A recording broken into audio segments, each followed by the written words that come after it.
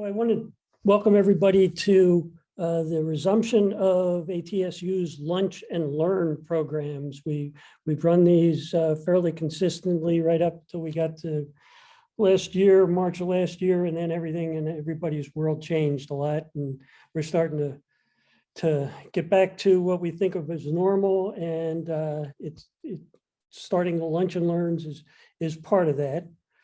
I'm glad you're here today because we've got a very interesting experience, and I think it's something that everybody can benefit from.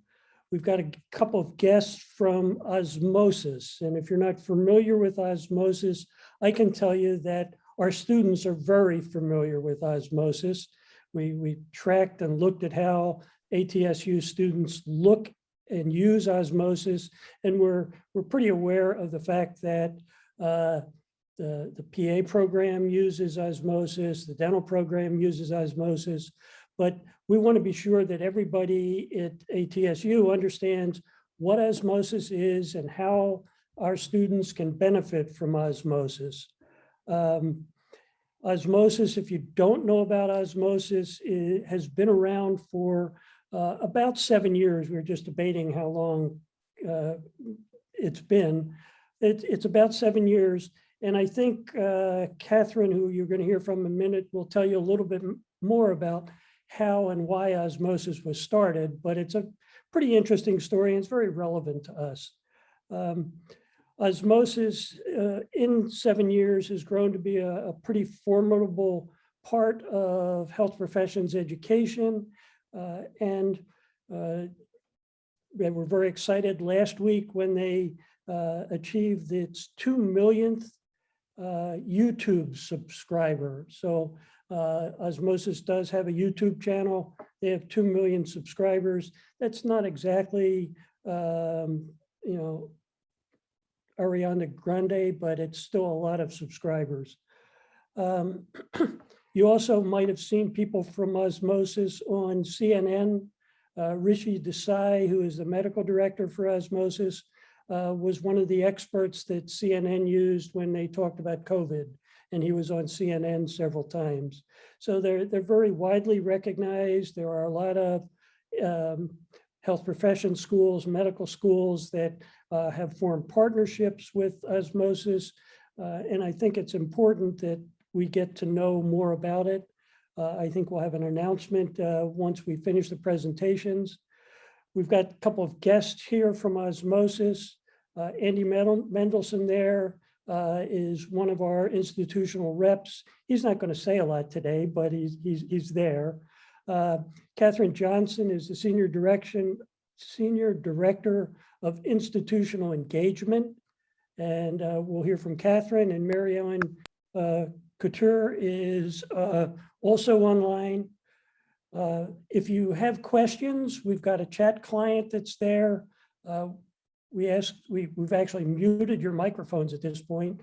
If you have questions, just let us know, put it in the chat, and Mary Ellen will try to recognize you and we can ask questions.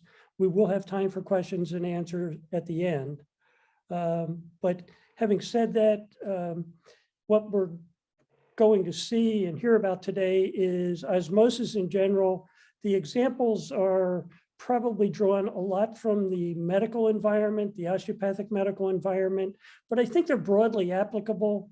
And if you have questions about specific things in a discipline, that's why Mary Ellen and Catherine are here. They can answer those questions, and they've promised to support us even when even after this presentation. They're going to be available to help us implement Osmosis any way we feel is appropriate. So having said that, I'll turn it over. I believe, Catherine, you get to start. I do get to start. So hi, everyone. I am indeed Catherine Johnson. I want to just take a moment also to point out that our colleague Amber Pressler is here. Amber is the account manager for ATSU. So she is your phone friend, as she normally introduces herself. And She is here to also help you and all of us get up and running. So with that, I'm going to share my screen.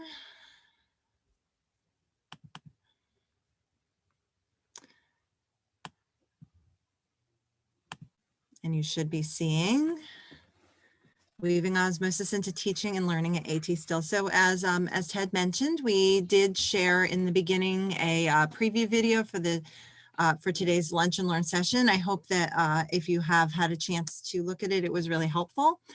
For those that didn't engage in that flipped classroom experience, I will recap for you here some of those highlights. So let's dive right in. We begin every presentation, even internal meetings, as well as customer calls like today, with this slide, because this vision, mission, and values really is what guides us and what gets us out of bed and excited to start our days here. This vision of everyone who cares for someone will learn by osmosis is really real, and as Ted mentioned, that 2 million YouTube subscribers is a step in that direction.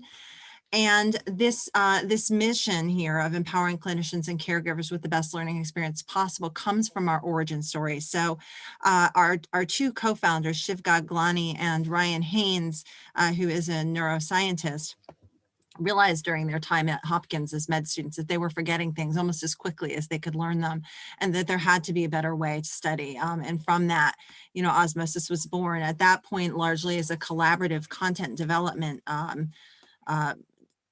product, but growing over time to include what it is now, which is a really robust library of illustrated videos and assessment items, but still keeping in mind that we have some collaborative pieces in there for students to work together.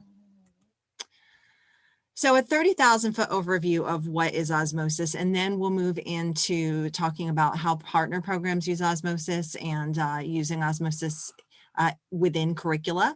And then I will do some show and tell of the platform and ask for questions. So at a high level, I like to describe osmosis as a longitudinal curricular support tool. We're here to amplify and clarify what students are learning in the classroom or the virtual classroom. We have more than 1,600 medical science videos that cover the core curriculum from preclinical through clinical, and they live in what I describe as 3 levels of learning. We have basic science and disease videos that are very well suited for primary learning, so to level the playing field for students who come in maybe with some uneven backgrounds or to clarify areas that are confusing to them. Our next level of learning are our case-based pathology videos, which I really love because I think we all know how much students prefer to learn in the context of real patient cases. And when we can't do that with live patients, we can use some of these case-based videos. For students who are in clinical rotations, we have clinical practice videos for those very advanced learners, and the real differentiating factor there is that we go into management. So the Osmosis subscription really opens the door for your students to access content from day one all the way through their curricular journey in your programs. I did not mention during my introduction that I'm also an instructional designer and a master's of arts in med education. And so one of the things I love with that background is the ability to use osmosis to provide practice and feedback. So not only can students be learning with videos, but they can be immediately applying that learning with board style, vignette style, multiple choice questions. And for things that they need to commit to memory, especially the bugs and drugs, more than 16,000 flashcards, which are powered by spaced repetition. So I'll talk more about that when we show you the platform. We also support learners anytime, anywhere, and especially over this past year and a half, where things have been very uneven for students. We have this mobile app that has an iOS and Android version, and students have really used that to download videos and watch things and do questions offline. We also recently released a Chrome extension, so students who download this Chrome extension who are accessing any content anywhere on the web can get connections to Osmosis videos to supplement their learning. I do want to point out today, as Ted mentioned, that we are working with the PA and dentistry programs in Arizona right now. We look forward to supporting all of you. And we do have separate solutions for each program at AT Still. I'm going to show you today the osteopathic, the DO version of the Osmosis platform, but if you have other questions, please raise your hand or ask something in chat, and we can follow up with you either here, time permitting, or separately.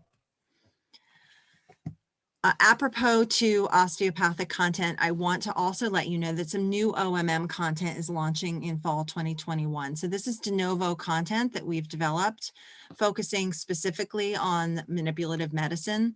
They will be notes rather than videos, and they are really clearly structured with these gorgeous illustrations that are in the Osmosis style. We anticipate about 70 notes covering those core principles that students need to know for COMLEX level 1 and level 2. And they will all be paired with assessment items, again, written to correspond very specifically to those OMM notes. So those will be coming online shortly. Catherine? Yes. Sorry to interrupt. We have one question in the chat, whether or not the platform meets W3C standards. I do not know the answer to that, but we can circle back with an answer. I'll write that down. Thank you. Thank you. So here's the fun part of today, at least from my perspective, talking about supporting educational innovation with Osmosis. So one of the powerful things here is that we are built on learning science evidence. As I mentioned, Ryan, one of the co-founders, is a neuroscientist, and he was very interested in making learning activities that are engaging and effective for learners. And I think we've done that here. We have content chunking and design based on these really well-established multimedia design principles. And so what that does is keep units of learning very small. Most of our videos are 6 to, on the upper side, mostly 15-minute caps. And that keeps that cognitive load low. It helps keep the students engaged, and it really does reduce that cognitive load so that they come to you then ready to build on that learning. I mentioned briefly the spaced repetition with our flashcards. So that is built on a confidence and accuracy matrix, so that students who answer questions incorrectly or with low confidence are going to see those concepts sooner. And the intention there is to minimize that forgetting curve by reintroducing content at exactly the right moment in time to help them retain it. The literature on the testing effect, which I'm sure that all of you are familiar with, talks about the more practice questions students do, the better they'll do on exam day. So we do believe very, very strongly in longitudinal testing, low stakes assessment for learning. And we can do that here in Osmosis by connecting those Osmosis videos to corresponding items for students to be practicing. If you or your learners are interested in learning more about the science of learning, we have a collection of videos within Osmosis on learning science. And we have quite a few programs now, partner programs, that are using some of those videos as orientation materials for their new students, especially in the medical schools, the collection of videos on how to be successful through the first year of medical school and how to be a good learner.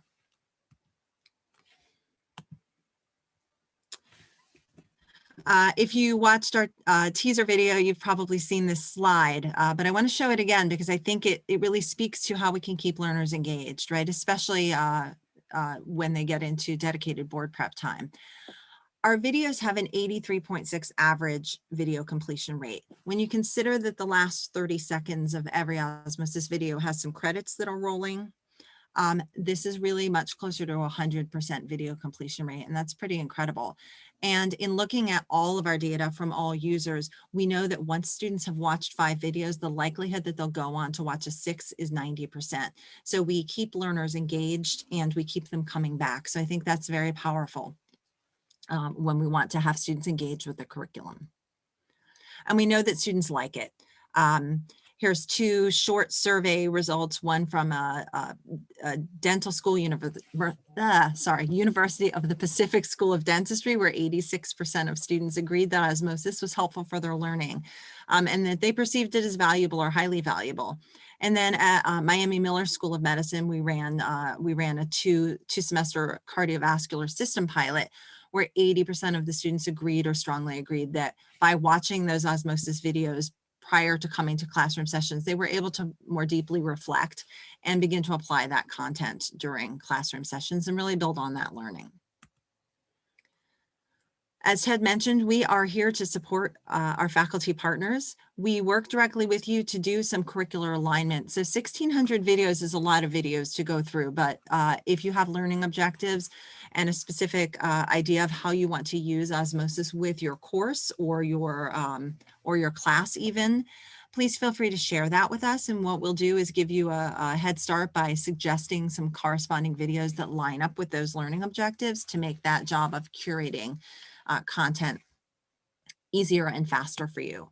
I'll show you in a minute how easy it is to assign Osmosis videos to students. It really is as easy as copying a link and dropping it into your learning management system for students to click.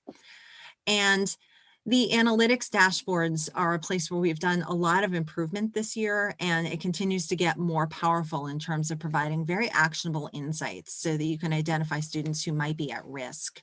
And also to illuminate what's happening with your students, right? Oftentimes we can make assignments in the LMS, but aside from it tracking that students have clicked, we don't always know what happens on the other side of that. Well, with Osmosis, we do. So here you're seeing the video component of that dashboard. What we're seeing here is a playlist, which is a collection of 3 videos that have gotten put together. So the playlist includes MI, angina pectoris, and ACE inhibitors.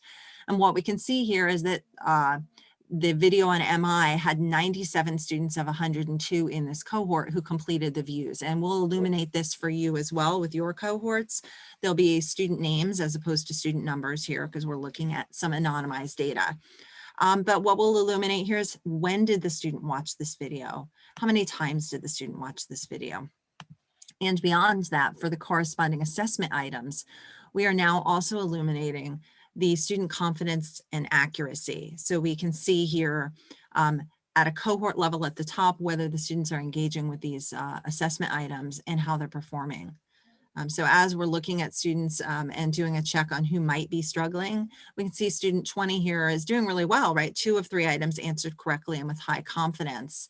But if I see students with this pattern of high confidence and low accuracy repeating over time, these would be people that I might check in with to both to understand whether they're struggling with the content or whether they're struggling with answering questions.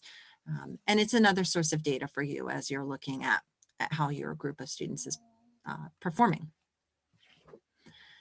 So this graphic here really neatly illuminates how much effort it is required to implement something in the curriculum. So here we have one axis is implementation effort, and the other one is how formally or informally Osmosis is integrated in the curriculum. Number 1 on here is something along the lines of, hey students, we got you this cool tool and it's called Osmosis. We hope you use it, right? Very little effort to implement and pretty much no integration with the curriculum.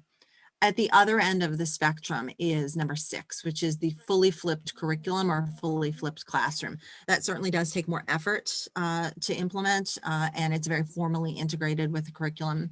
We do have several partner programs that are totally lecture free, and they use Osmosis in this context to give students required pre-work to do before active learning sessions. And they monitor that and assign some amount of credit for it. Most partner programs, however, live in the neighborhood of number 5, which let's just call blended learning. The secret sauce here is having faculty curate video playlists on topics to surround their learning objectives, and oftentimes to use as supplementary resources. That could be after a case, that could be as pre-work for a case, it could be as active self-directed learning or remediation for items on an exam that someone didn't do well, or maybe there's areas where you have historically challenged performance. And if the Osmosis content can be wrapped around those objectives, that's often a good fit. Every program that we work with has at least a handful of students who do require some kind of academic coaching or remediation for knowledge deficits. And if that is the case, we can use those same playlists to provide prescriptive support. I already mentioned that my love for continuous low stakes assessment for learning. So students can be doing this too, and they can be building their own playlists as they go through content throughout their curriculum to build up their own confidence and competence. So before we move on, I wanted to just make sure that you had all of our contact information here. So if you have questions about curriculum alignment, please feel free to reach out to me, Catherine at Osmosis. If you have questions about access and you want access, please feel free to reach out to Amber Pressler or Mary Ellen Couture. All right, I'm going to pause here. Mary Ellen, anything in chat yet that I need to address? Nope, keep going. Okay. If I could, Catherine, if I could jump in, I did want to answer Laura's question. The platform is accessible for learner needs.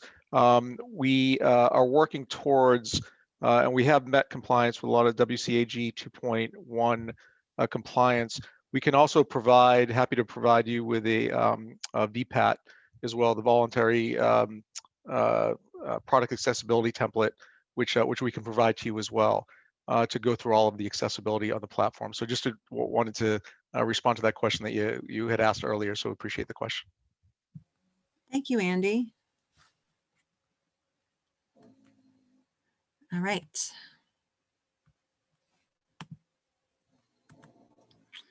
So over to Osmosis.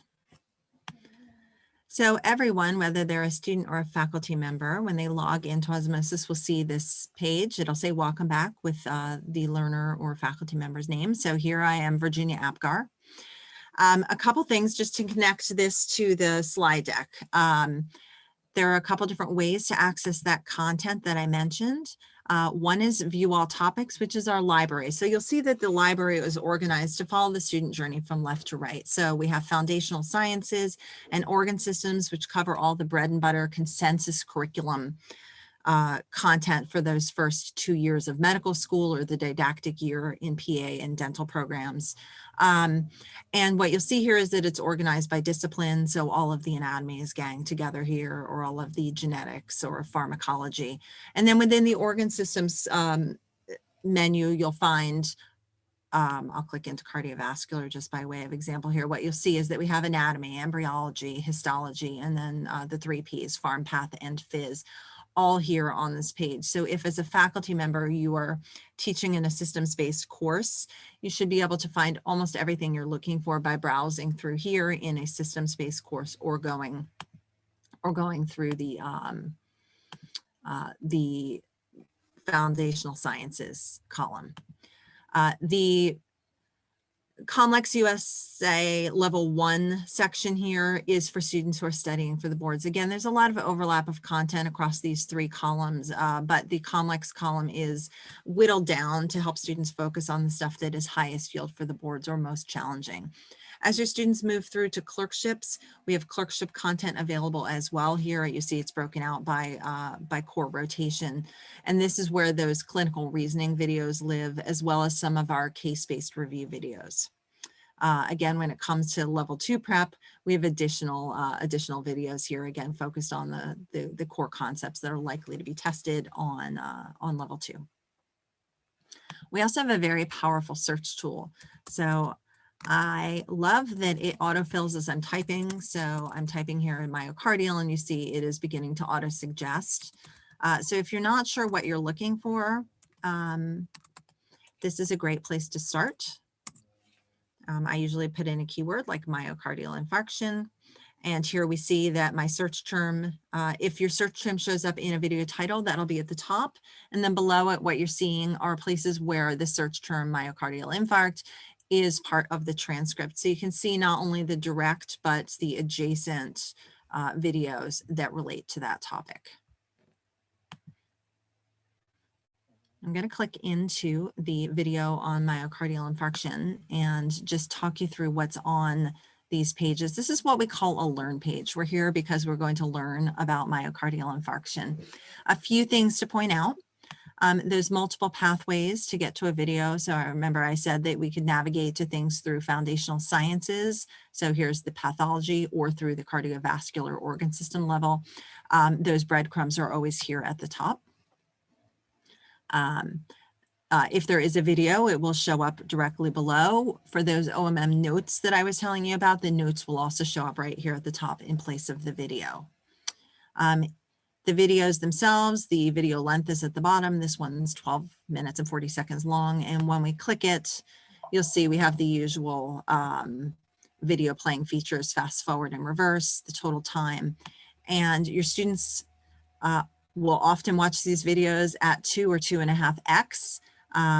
So that does shorten a 12-minute video to 6 minutes pretty quickly. And it's not unusual to see students watching these videos 2 or even 3 times at enhanced speeds. For those of you who are thinking, oh my gosh, what's covered in this video? Do I need to watch the whole thing?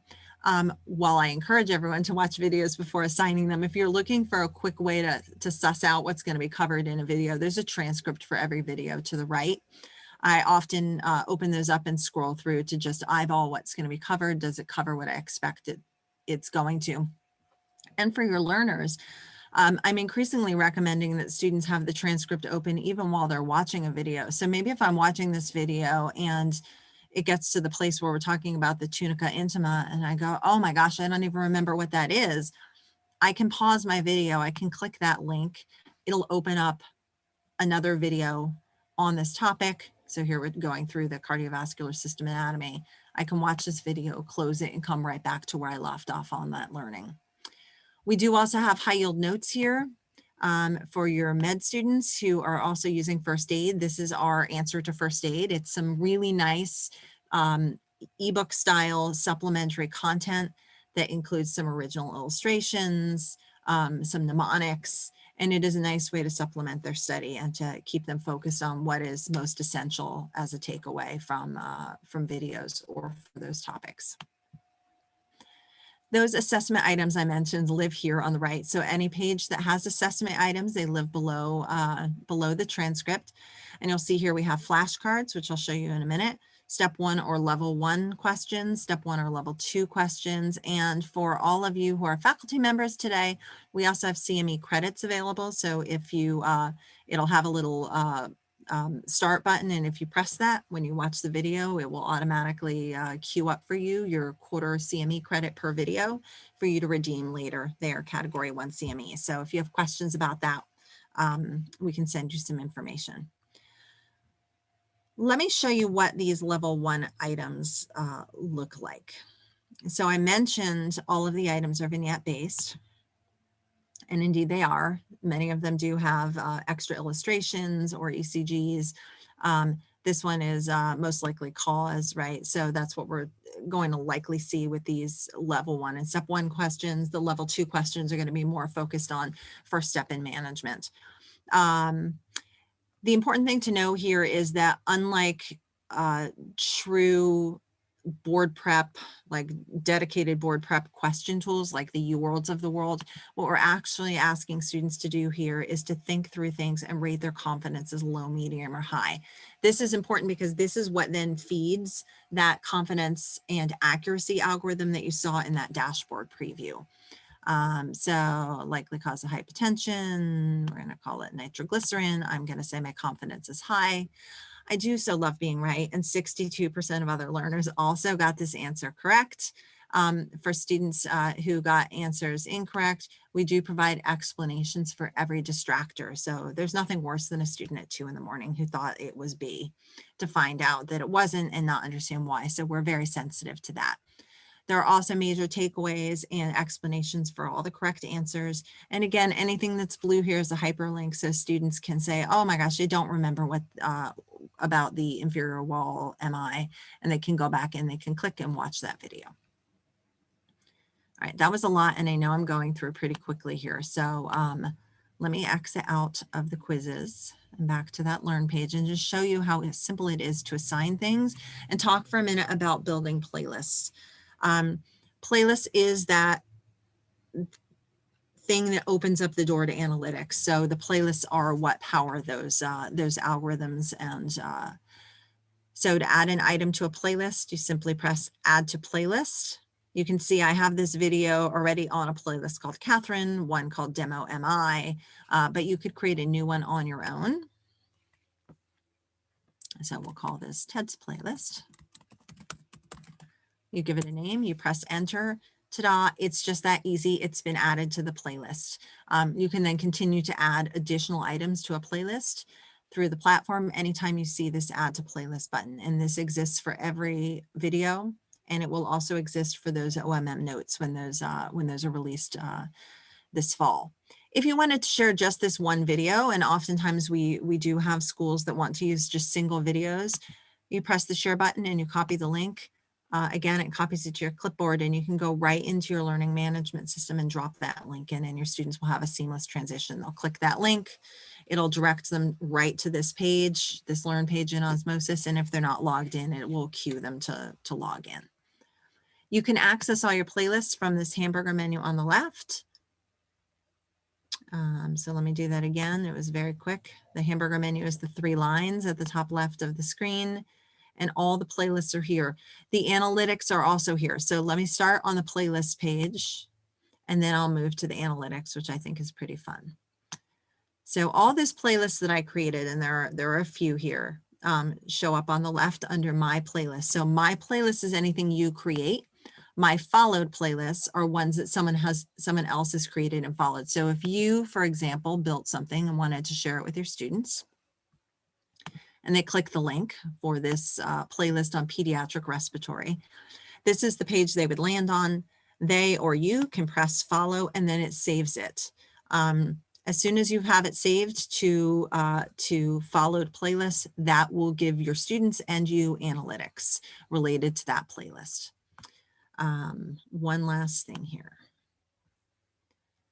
For any playlist you create, you can add directly from here. So if you thought, oh yeah, I really did like this video on MI, but I also meant to add this video on heart failure, you can hit search. And if you see a video on heart failure or this heart failure pathology review, which I'll go back and show you in a minute, that's one of the CaseBased reviews. It's simple to add it to the playlist, like just that one click of the button. What this lets us do with the playlist beyond opening up the analytics is gang together all the assessment items. So I have this playlist built on demo MI and heart failure here, which has 4 videos on it. This quiz all button pulled together all the assessment items from these 4 pages in one place. So I can now direct students to answer the step 1 items or the step 2 items, or to complete the flashcards with this. And then as an instructor, I can go in and see whether they have completed those assignments. So this is a powerful tool for encouraging the students to be watching the videos and then assessing what they know and what they don't know. And that's been increasingly popular this year with our many of our partner programs who are using that quiz all to provide additional credit, extra credit to student learners. Once we have students in your cohorts and the Arizona PA and dental programs, if any of you are here, you can probably speak to this. You'll have a cohort available that you can look at. So all of your members will be here. And this assignments tab here is what is going to illuminate all of that analytics. So here we have that TEDS playlist that I just created. And what we'll be able to do when this loads is see whether the students have completed it. So again, I cloned a data set from another PA program. So all of this data has been anonymized. In your real data set, this would be student names, but here we have, right, those videos. Did the students watch these videos? How many times? Who watched, who didn't? And there's lots of different ways to sort it, right? We can sort by who watched the least, who watched the most. We can sort by video, you know, by student completion. Did the students complete it or not complete it? So lots of different ways to slice and dice this data. And we can also illuminate those questions as I showed you in the PowerPoint piece of this slide. What we also have here, and we're going to click into, let's click into student 12. What we can see here is, like, student 12 answered a lot wrong with low confidence. I can click on this progress bar and drill down into how these students have answered items. So I can look at all of the items that they've answered related to this particular video on MI. And we'll track the number of attempts, total attempts. What we're currently reporting out on is accuracy of first attempt and the first attempt confidence. Coming soon will be also latest attempt. So we can do, for those of you who might be interested in a pre-test, post-test, or anybody who is in student affairs or doing remediation work with students, this will be a great place to see, did my student improve over time? But here we can drill down and look at those items, right? The student answered this item wrong with high confidence. And most of the items were wrong with low confidence. So this is just an extra nice place, again, if you are looking to remediate very specific students to see what's going on with their thinking. And the students also have access to this for their own analytics. So each student can be going through, if you have created a playlist and shared it with them, they can see this same view, obviously with only their own data. And they can begin to get a sense too of where they are strong and where they are weak. All right, that was a lot. I'm going to pause. Good. I'll pause you. I've got 2 questions in the chat, please. First, Corey Cooper would like to know, can analytics data be exported as a CSV? Coming soon, Corey. That will make my analytic heart happy. Where I expect it to be is a bottom button here at the bottom, or maybe close to the top, that exports CSV to at the very least show the videos. So not available now at the playlist level. We have another program that is asking their students to just screenshot and submit their own view as owners of that. So if they wanted extra credit, but that export CSV is coming soon to support grading. Thank you. And then Cindy Ogren, I apologize if I got that pronunciation wrong. Does Osmosis use subscribers' data to continually improve the product? Can you unmute, Cindy, and add a little more specificity to that question? Yeah, I was just wondering what data you do take from our instance of Osmosis, and what do you do with it? What, you know, I'm hoping that it's built in so you can analyze, hey, most people are missing this question. We need to add more content in this particular area because it's not coming across right. That's a great question. I will have to circle back with the content team on that. We do look at the analytics for the assessment items to get a sense of, you know, are they good items? Are they poor items? Are they strong? Like, are they easy, medium, or difficult? And we do illuminate that. If we see some outliers, we do pull those. In terms, though, of driving additional content in terms of videos, I'm not aware that we use the data for that. What we use to update and drive new video creation is feedback from curricular alignments where we see holes. For example, I have a frequent request for a video on failure to thrive, so that's on the list of things that we'll be doing. So I'm not aware of an action plan, and we hold this data very tightly, right? It is confidential student data. So if we were looking at it, it would be at the aggregate level, not the individual student level. Did that answer the question? Yes, thank you. You, of course, do have access to this, would have access to your data for your students. So once it's exportable here, you could certainly make use of that to help to guide areas where you might want to do some just-in-time teaching, perhaps, or maybe there's a curricular gap.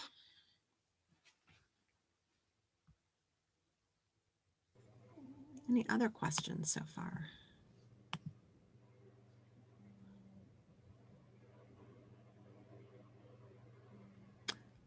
Let me show you quickly then what one of the case-based videos look like. So all of the case-based videos, aka pathology review videos, live within the organ system. So they're at the bottom of the pathology section. So anytime you see colon pathology review, this will be one of those case-based videos. So I'm going to play, I don't know, 35 seconds of this heart failure video, just so you can get a flavor both of how engaging Osmosis is and also what these videos look like. So hopefully the sound will come through. On the cardiology ward, there were 2 people who had been admitted to the hospital repeatedly. The first one is 70-year-old Lydia, who had a myocardial infarction about 3 years ago. She presents with fatigue and dyspnea. She says that she usually wakes up at night because of shortness of breath, but using more pillows when sleeping helps relieve it somewhat. On examination, she has pitting edema in her legs, and on auscultation, an S3 sound is heard. The other person is 81-year-old Richard, who has been a smoker for the past 50 years. He is also experiencing fatigue and has pitting edema, but on further examination, there's also jugular venous distension and hepatomegaly. So I am particularly fond of these videos just because, as I mentioned earlier, they really do provide a patient context to think through. And these are structured in a way that then goes through the pathology, helps us illustrate for the students, how do I think through systolic versus diastolic and left versus right heart failure? How do I approach this from a treatment perspective? And then in the review section, we do come back to Lydia and Richard and talk about how we thought through their diagnosis. So we recap that case at the end. So if you're looking to structure content, we have some programs that play the video just like I just did here, and then pause it and have students do some pair and share based exercises. We also have them structured where we accordion content below them. So maybe we're going to introduce this heart failure pathology review video and then nest in cardiovascular anatomy, a video on hepatomegaly, right? You can nest whatever content you want below this. So I just wanted to make sure that you had seen these. Did I see a chat question pop up? Yep, Catherine, we've got two actually. One, are there different views whether a student or faculty member is logged in? No. So everyone sees the same content and the same view within a program. The only difference is that analytics. So as a faculty member, you'll have that analytics that I showed you. Your student members will get to their own analytics by pressing their photo at the top and going to analytics from there. And you remember I mentioned that they had the availability to look at playlists as well. So any playlists that they create or follow, they can look at their own singular analytics and performance right here. So here we have the videos and notes and the corresponding questions. So that's the real differentiator. Thank you. And then the next, do you have plans in the future for non-medical topics? For example, medical writing, healthcare policy, medical education topics, quality assurance, etc.? That is not on the roadmap at this moment in time. However, the faculty development and the medical education stuff happens through Osmosis, just doesn't live within, doesn't firmly live within the platform. So let me walk that back ever so slightly. Under the View All Topics library, we have a collection of learning science videos under core competencies. So some of these do speak to medical science topics and medical education topics. So using Osmosis to support distance learning and transforming live courses into online courses are good examples. Outside of this, we also offer some CME courses. We have a six credit, category 1 credit course called Fundamentals of Teaching and Learning in the Health Professions that is currently available. We have a COVID-19 CME course through Teachable, as well as Coursera, that is available as a benefit to our partner programs. For your students, we have a how to learn in the health professions course. Again, some of the programs that we work with use those as required orientation materials. And we do a series of webinars and web events generally every other month on some kind of topic. So last month we had a session on remediating students with a knowledge gap, where we had 2 clinicians and two medical MD clinicians and a nurse on camera talking with faculty at other programs and answering questions and sharing best practices from the literature. So if there's something you'd like to see, please reach out to us. We are always happy to host a web event. Hey, thank you, Catherine. I really do appreciate it. That was a lot of information. Understand we did record it, and we'll make the recording available. And I also recognize that you just scratched the surface. We did focus a little bit here on osteopathic medicine, but there's a lot there for the PA world. The dental students are using it. A lot of that foundation information is broadly applicable across disciplines. So I thought you did a wonderful job. There's so much there that it's almost overwhelming. And I hope people will take the time to go back and look at what you talked about. and also reach out. The email addresses you provided, those, you're there to support us. I do want to finish up here by noting that ATSU has become a partner with Osmosis, and that means something, and it means that there are accounts available for faculty and students, and the president's put aside funding to support accounts for at least the next year. We want to go through and get an idea of how Osmosis benefits our faculty and students. So we've made pretty much free accounts available for everybody. We do that through an email process. So what I'm going to do is ask the deans to assign someone to collect the emails of people who are interested in having Osmosis accounts. When we get those emails, we'll forward them on to Andy, actually sitting up there, and he will make sure that people get accounts. So we're very happy about that. I think Osmosis has an amazing set of resources that really have the potential to benefit our students greatly. So having said that, I don't see any more questions in the chat myself. So please feel free to reach out to the Osmosis people. And we thank you very much for your presentation today.